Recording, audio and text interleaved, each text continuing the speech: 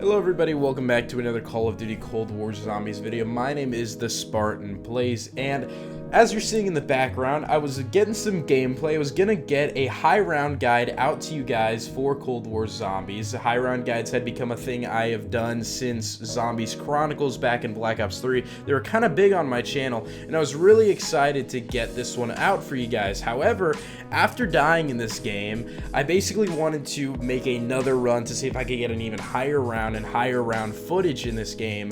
And basically today, I hear that now the Raygun has been nerfed again. Now this time it's a little bit different than the initial damage and ammo reduction nerf, and so basically I'm going to use the gameplay in the background to describe now what has been changed, and then I'm going to break down what I think about it, and then that's pretty much going to be the video. So as you're seeing in the gameplay in the background, I'm using the top of knocked strategy, and basically in this strategy you want to use the Ring of Fire, and then when you're in the Ring of Fire, your ammo is going to be used from your stock rather than from just the single magazine. So as opposed to using only the 40 bullets that you normally load into the Raygun, or the 40 shots I guess you get out of the Raygun, it would instead use the 118 or 160 that you normally get instead. So you basically wouldn't have to reload for the entire Ring of Fire, doing 5 times the normal amount of damage that the Raygun would do. So it was pretty insane, pretty overpowered, and it made for a really fast round 100. Even round 225 was made like 2 to 3 hours faster than it normally would be using this strategy. People were getting to round 100 in like 2 hours. It was absolutely insane, and it was just off the backbone of the Raygun. Well, now what Treyarch has changed is basically in the Ring of Fire, and this just applies to the Raygun only. Now there is no ammo taken out of the stock. So basically, even though you're in the Ring of Fire, you'll only get the damage boost. You won't actually get the main boost, which is that the ammo is taken from your stock. And so it's, you know, I mean, it kind of sucks just because the Raygun takes so long to reload. Even with speed coal, it's kind of unbearable how long it takes, but they basically now have made it to where you are forced to consistently reload, so it's a little annoying.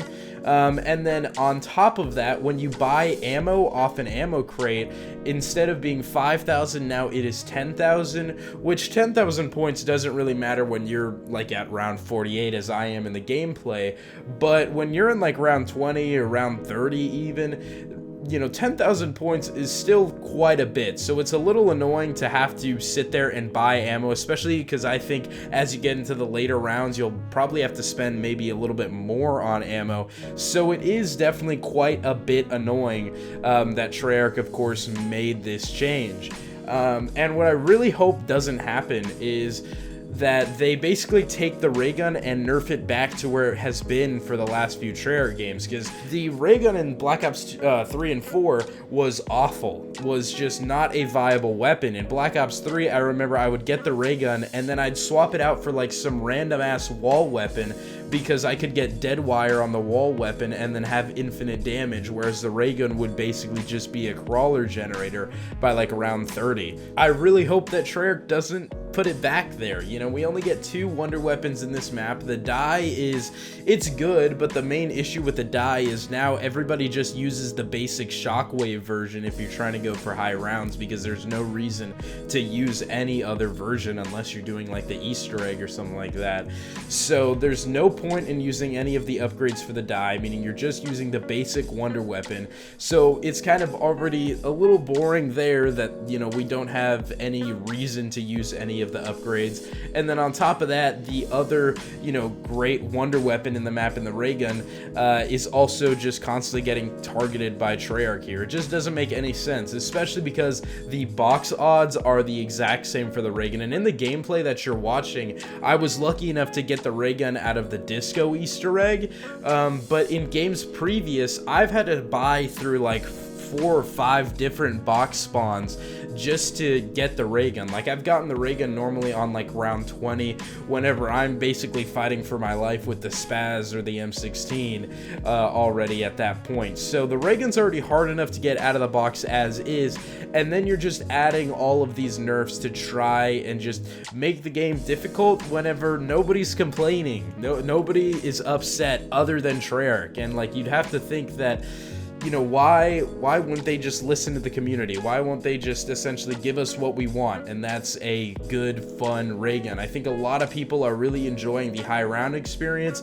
If you missed my review, which by the way you should definitely check out, I mentioned that this map is kind of a really good casual reintroduction for a lot of players, especially a lot of new players if they want to get into going to high rounds, because it's fairly easy on this map. And I feel like nerfing the ray gun in this way and making the best strategy, you know, not nearly as viable, just kind of takes some of that. Now, of course, you could try to do the same strategy with the ray gun. It would probably just be a lot harder, like I mentioned earlier, because of the reload animation and reload timing.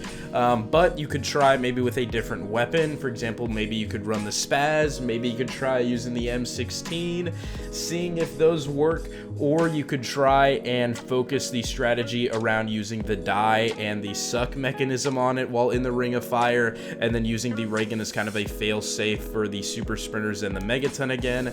The super sprinters on round 53 are just kind of the big factor that determines if this strategy works or is viable for most people anymore. You're probably going to have to do a lot more training down in the yard. You're not going to be able to get the ring of fire as much. So this is pretty huge. We'll see what other changes are made in the patch coming, I think in like 4 days. Whenever Nuketown drops is when we're going to get the official patch notes. So let me know what you guys think about it in the comments below. And other than that, thank you all for watching. I will continue to try to find a good high round guide to produce for you guys. And other than that, thank you all for watching. Peace.